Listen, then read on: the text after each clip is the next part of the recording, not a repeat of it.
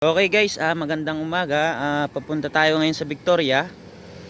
Ang gagawin natin is Ford Everest. Kakandak tayo ng PMS at EGR cleaning. Ito, chine-check ni driver mechanic ang ating sasakyan. Ayan. At nagpe-prepare na tayo para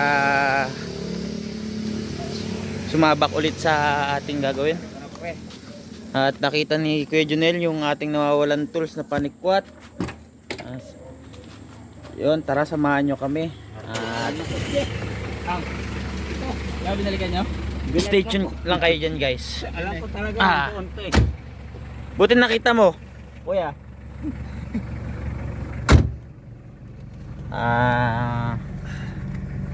Yun, at samahan nyo kami. Stay tuned lang kayo dyan. Nasa Montalban na tayo. Yan, okay guys. Tapos guys, nalinisan na natin yung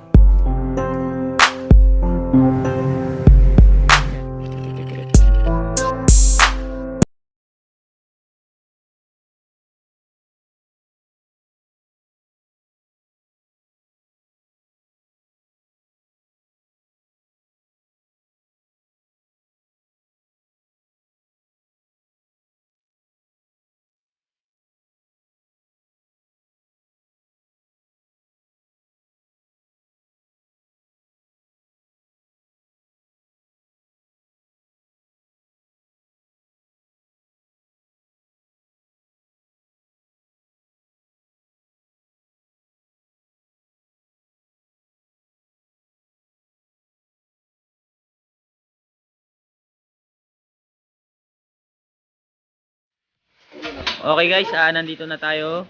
Ang gagawin natin is Ford Everest nga. General check up at battery, intake system, and then yung mga brakes pang ilalim. Ayan. Sinisipat ng ating timwasalak.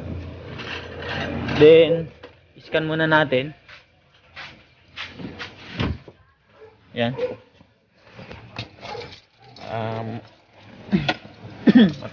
Medyo matagal din, walang maintenance daw sabi ni sir.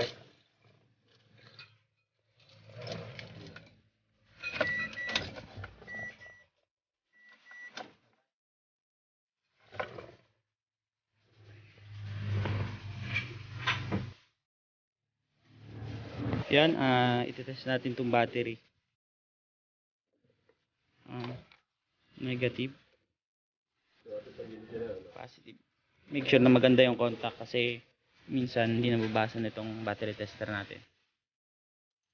Enter. Regular flooded. Okay. Settings, rate testing.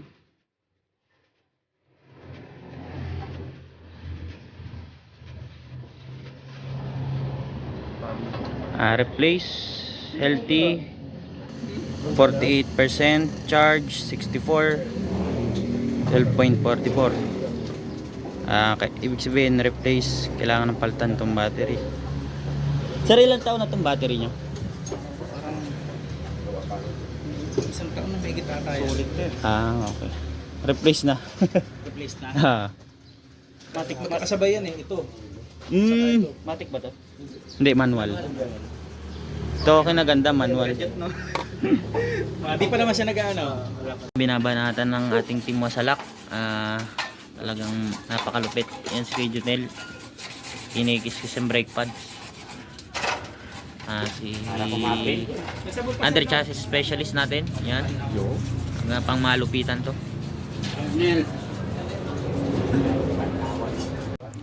First, tatanggalin natin itong mga sakit. Yan. Then itong mga brackets tatanggalin din natin. Mga G's lang ang tornilyo niyan. Yan. Ito guys, binabaklas natin itong fuel line. Yung mga stopper niya.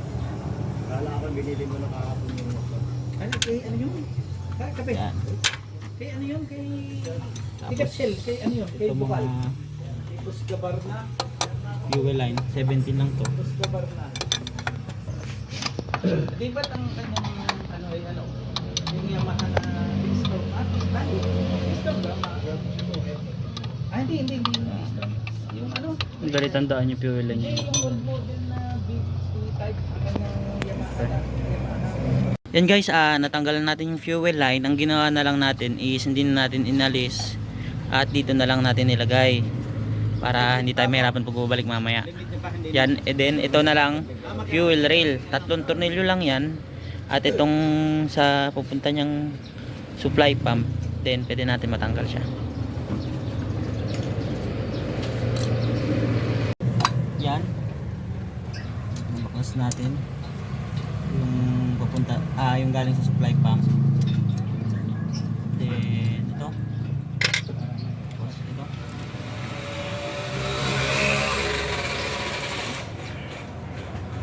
At pwede natin itong tanggalin. Yan. Ito ang fuel rail niya. Ngayon ito namang EGR. Ito 12mm na tornilyo. Bali 4 yan. Yung isa yung galing sa exhaust, yung dalawang tornilyo. Tapos yung tubo galing sa exhaust yun. Ito nasa ilalim. Then ito yung naka tornilyo dun sa intake manifold. Ito bakasin na natin to. Gas. Virgin. Then ito din isa.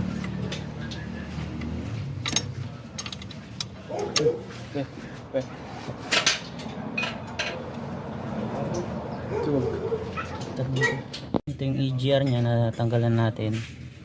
Yan, madumi na nga. Dilinisan na yan. Then itong map sensor nya, isang tornilyo lang yan. Yan. Oh, grabe ang dumi. Then itong ano, yung sa heater nya, tatanggal natin. 8 lang size nya nito.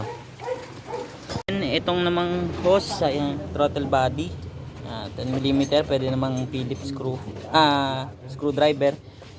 Then itong throttle body nya 12mm lang, pero hose muna natin, tatanggalin natin. Yan, nabaklas natin to.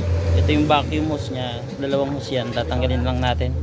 Wala namang hose clamp yan, hugutin lang natin, and then pwede na natin siya matanggal.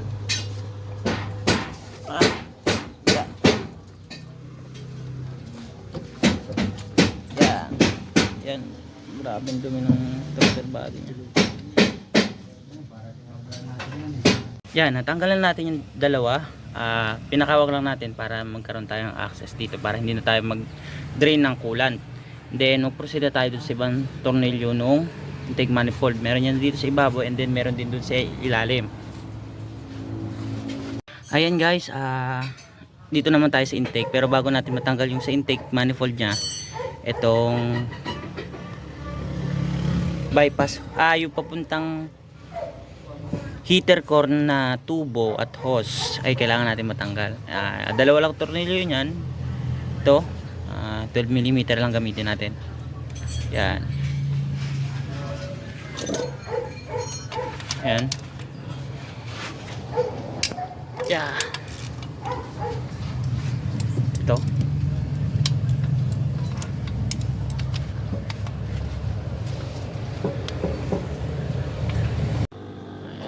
Light ano lang siya, yun lang papaano niya. Ayan, kakabit na natin itong manifold na linisan na. Ayan, linis. Kita nyo naman ito din. Ito, nilagyan natin ng shellac para silyado siya. Ayan.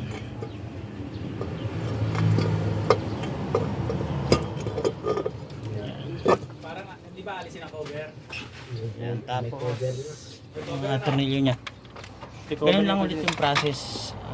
Yan, ito yung mga tornilyo.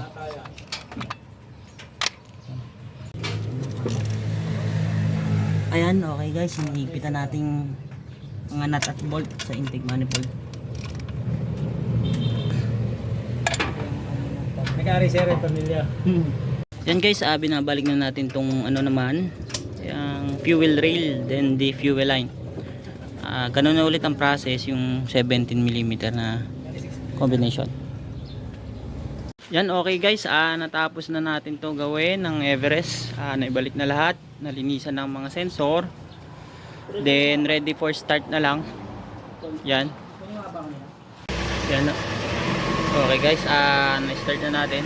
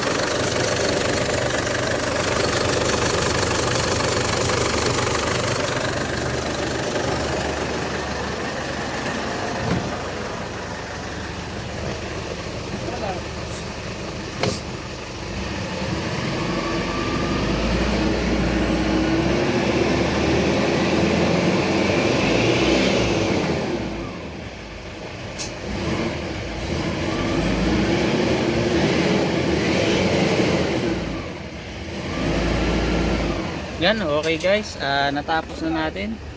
I-road test na lang.